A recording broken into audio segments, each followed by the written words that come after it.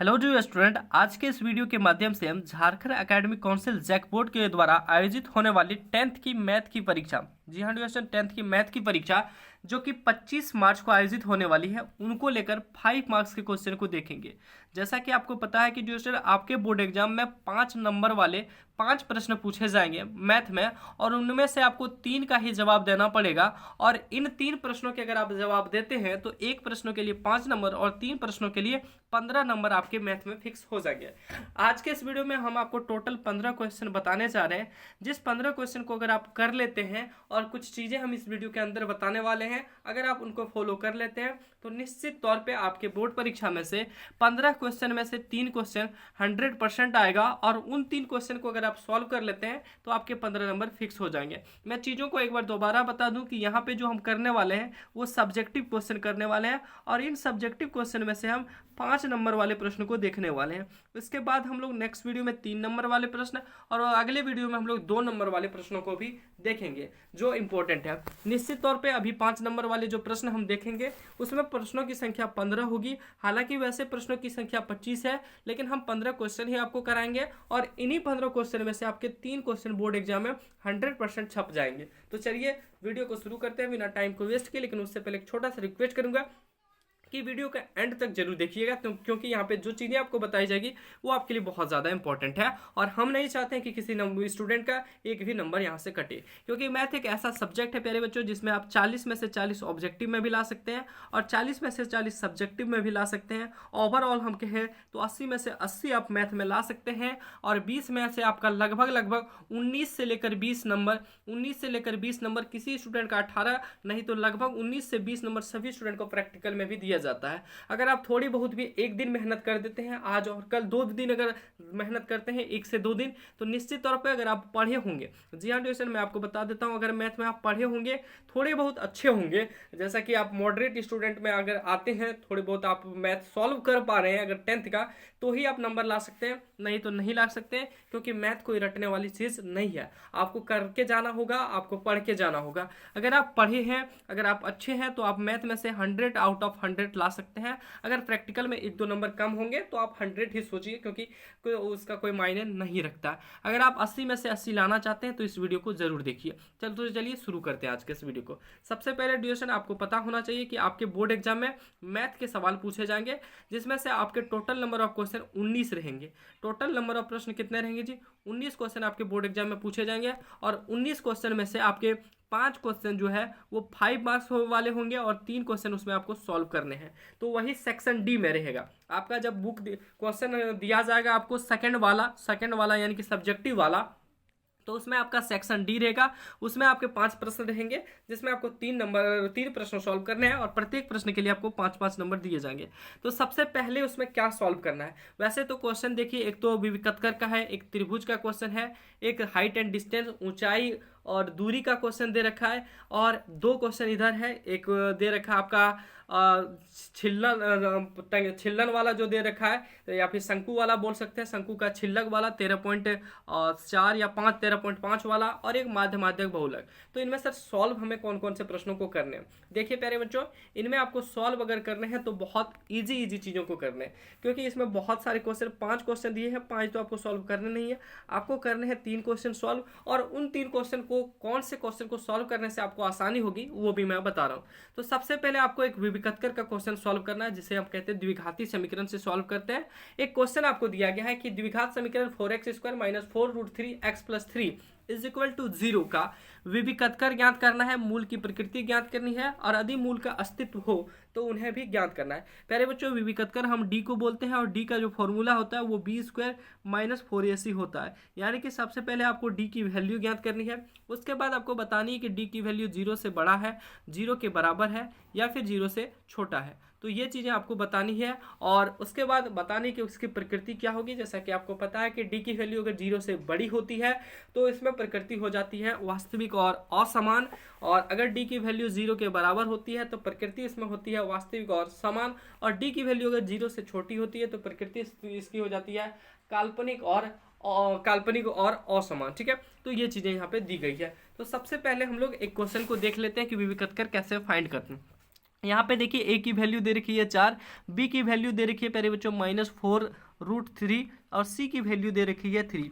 हम लोग को पता है कि सर डी का जो फॉर्मूला होता है वो होता है b² -4ac होता है, b² -4ac होता है। और यहाँ पे आपको b की वैल्यू -4√3 दे रखी है, इन्हीं का आपको स्क्वायर करना है।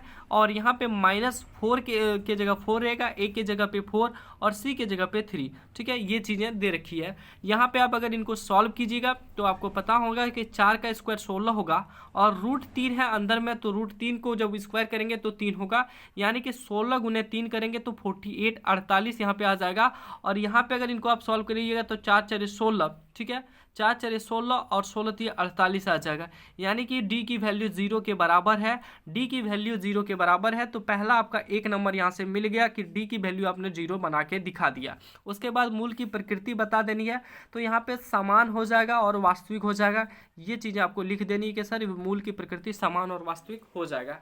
अब मूल आपको सॉल्व करना है तो इसके लिए आप फॉर्मूला यूज करते हैं अल्फा और बीटा निकालने के लिए, या फिर आप डायरेक्ट लिखते हैं मूल बराबर जो फॉर्मूला निकालते हैं वो क्या निकालते हैं, तो -b + √d/2 ये फॉर्मूला आप यूज कीजिए, उसके बाद इसका मूल निकल जाएगा। सर कैसे यूज करेंगे, तो मैं आपको सिंपल सा अगर बता दूं तो अभी आपने पता किया जी -b की जो वैल्यू है वो कितनी निकली, तो -b माइनस के जगह माइनस और b की जो वैल्यू दे रखी है -4√3 ± √d की वैल्यू 0 रखनी है, 2 के जगह 2 रखनी है, a के जगह पे वैल्यू 4 रखनी है।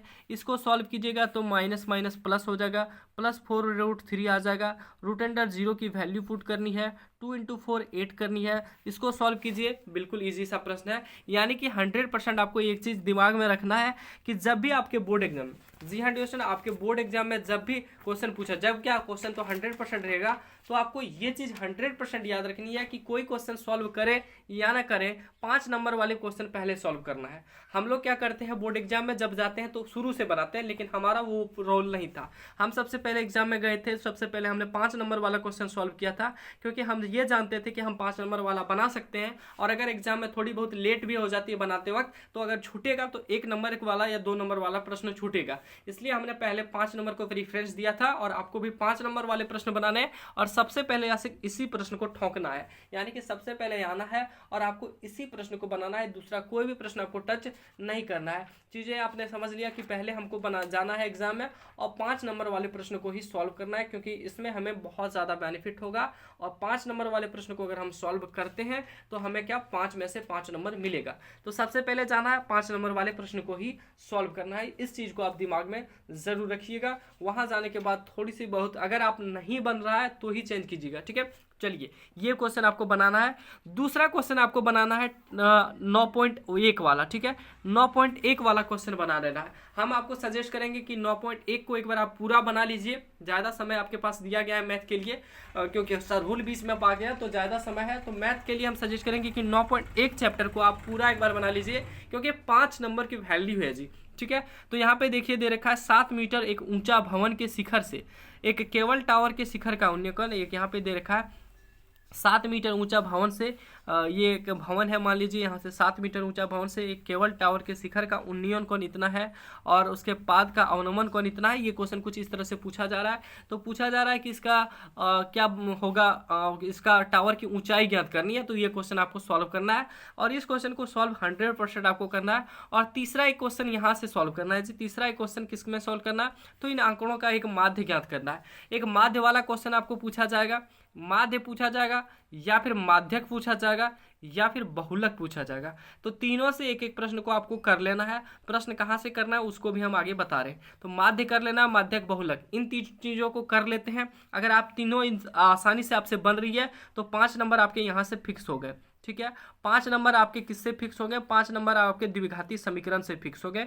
5 नंबर द्विघाती समीकरण से 10 नंबर फिक्स हो गए। और 5 नंबर आपके या तो हाइट एंड डिस्टेंस का क्वेश्चन बनाइए, ठीक है। अगर आप हाइट एंड डिस्टेंस ऊंचाई वाला क्वेश्चन बनाने 9.1 वाला बनाने में अगर सक्षम है तो 9.1 का बनाइए, या फिर 9.1 नहीं बनता है तो 13.5 वाला क्वेश्चन बनाइए।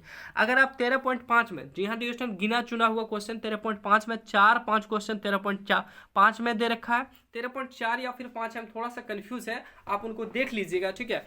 तो उसमें 4 या 5 क्वेश्चन दे रखा है, जिसमें छिन्नक वाला क्वेश्चन है, शंकु के छिन्नक वाला 4-5 क्वेश्चन है, और एग्जाम्पल नंबर 12 और कुछ है, एग्जाम्पल नंबर 2 एग्जाम्पल है उसमें, उनको आप देख लीजिएगा। निश्चित तौर पे अगर आप ये क्वेश्चन आपसे 9.1 सॉल्व नहीं होता है तो आप ये कीजिए या फिर 9.1 कीजिए। हम आपको प्रेफरेंस करेंगे कि 9.1 कीजिए, अच्छा रहता है। नहीं सक रहे हैं तो 3.5 भी कर सकते हैं, दोनों में से कोई भी क्वेश्चन कीजिए। तो सबसे पहले आपको अभी क्या करना है, आपको 3 क्वेश्चन यहाँ से सॉल्व करना है। एक तो 15 नंबर वाला क्वेश्चन, एक तो आपको करना है 17 नंबर वाला क्वेश्चन, और एक करना है आपको 19 नंबर वाला क्वेश्चन। अगर आपसे 17 नंबर क्वेश्चन नहीं बन रहा है तो 18 कीजिए, और या फिर आप 17-18 दोनों भी कर सकते हैं, क्योंकि बोर्ड एग्जाम में कोई एक आपको बनाने हैं। अगर आप माध्य में दिक्कत आ रही है तो आप ये दोनों कर सकते हैं। यानी कि ओवरऑल कहने का मतलब आपको 3 क्वेश्चन सॉल्व करना है, और हमारा सजेस्ट रहेगा कि आप 9.1 वाला एक क्वेश्चन सॉल्व कीजिए, दूसरा आप 14 पॉइंट वाला क्वेश्चन सॉल्व कीजिए, और तीसरा आप 4.4 वाला क्वेश्चन सॉल्व कीजिए। यही आपके लिए बेस्ट रहेगा। चलिए ये 3 क्वेश्चन सॉल्व कीजिए, आगे और भी क्वेश्चन हम दिखा रहे हैं। प्यारे बच्चों, आगे आपको कौन सा क्वेश्चन सॉल्व करना है, आगे आपको आना है प्रोजेक्ट रेल का मॉडल पेपर जो जारी किया गया है। आपको पता है प्रोजेक्ट रेल का एक मॉडल पेपर जारी किया गया है। अगर आपके पास नहीं है तो आप हमें व्हाट्सअप नंबर, हमारे व्हाट्सअप नंबर है 9835146164, इस नंबर पे आपको मैसेज कर देना है, ठीक है। इस नंबर पे आपको मैसेज कर देना है। आपको प्रोजेक्ट रेल का मैथ का मॉडल पेपर हम अवेलेबल करा देंगे, उसमें आपको जाना है, और उसमें आपको सेक्शन डी जो है आपका 5 नंबर वाला क्वेश्चन आपको सॉल्व करना है। सेक्शन डी का 5 नंबर वाला क्वेश्चन सॉल्व करना है, और प्रत्येक में आपको क्वेश्चन नंबर 15 सॉल्व करना है, 17 सॉल्व करना है, और 19 सॉल्व करना है। इन तीनों को प्रश्नों को सॉल्व करना है, या फिर 15 सॉल्व करना है, 18 सॉल्व करना है, और 19 सॉल्व करना है। इन तीनों प्रश्नों को करना है। आपके 4 सेट उसमें हो गए, और एक सेट ये जो हम दिखा रहे हैं, टोटल आपको 5 सेट करने हैं, और 5 दिया 15 क्वेश्चन हो जाता है। और इन 15 क्वेश्चन को आप अगर कर लेते हैं तो निश्चित तौर पे आपके बोर्ड एग्जाम में एक भी प्रश्न 5 नंबर वाला नहीं छूटेगा। अब बात कर लेते हैं सर ऑब्जेक्टिव के लिए हम क्या करें, तो थोड़ा बहुत ये भी बता दीजिए। तो ऑब्जेक्टिव के लिए चलिए हम बताते हैं कि कहाँ से आपको इंपॉर्टेंट PDF प्राप्त करने हैं। ऑब्जेक्टिव के लिए बच्चा जी आपको आना है गूगल पे और सर्च करना है जैक रैंकर्स, जैसा कि स्क्रीन पे देख पा रहे हैं। सर्च करने के बाद यहाँ पे आपको क्लिक करना है, ठीक है। क्लिक करने के बाद आपके सामने नया इंटरफेस खुलेगा। आपको नीचे जाना है, और नीचे जाने के बाद यहाँ पे आपको देखिए इस जगह पे आपको दिख रहा होगा JAC class 10th VVI question PDF, ठीक है। यहाँ पे आपको क्लिक करना है। जैसे आप इन पे क्लिक करते हैं आपके सामने एक नया पेज खुलेगा।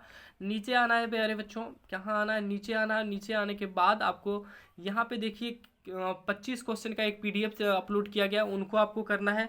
प्रीवियस ईयर का क्वेश्चन अपलोड किया गया, उनको करना है। और आपको 5 मॉडल सेट करनी है जो कि प्रोजेक्ट रेल की है, और एक मॉडल सेट, यहाँ पे 4 मॉडल सेट और एक मॉडल सेट आपको जैक बोर्ड वाली करनी है। बाकी आप निश्चिंत रहिए, अगर आप चेक बोर्ड वाली एक मॉडल सेट और प्रोजेक्ट रेल वाली 4 मॉडल सेट कर लेते हैं तो आपके बोर्ड एग्जाम में 5 मॉडल सेट अगर आप करके जाते हैं तो आपके बोर्ड एग्जाम में 40 में से 40 ऑब्जेक्टिव भी सॉल्व होगा, और 40 नंबर के सब्जेक्टिव भी सॉल्व होंगे, और आप बोर्ड एग्जाम में 100% नंबर ला सकते हैं। प्यारे बच्चों, आज के इस वीडियो को यहीं एंड करते हैं। कैसा लगा वीडियो हमें कमेंट सेक्शन में जरूर बताइए, और आपके कोई भी डाउट हो, नेक्स्ट वीडियो किस टॉपिक पे चाहिए, उसे भी कमेंट सेक्शन में मेंशन करना नहीं भूलिएगा। चैनल पे नए, चैनल को सब्सक्राइब नहीं किए तो सब्सक्राइब कर लीजिएगा, क्योंकि और भी ऐसे वीडियो आपके लिए हमेशा मिलते ही रहेंगे। साथ ही साथ इस वीडियो को दोस्तों में भी जरूर शेयर कीजिएगा। मिलते हैं अगले वीडियो में, तब तक के लिए सभी को धन्यवाद।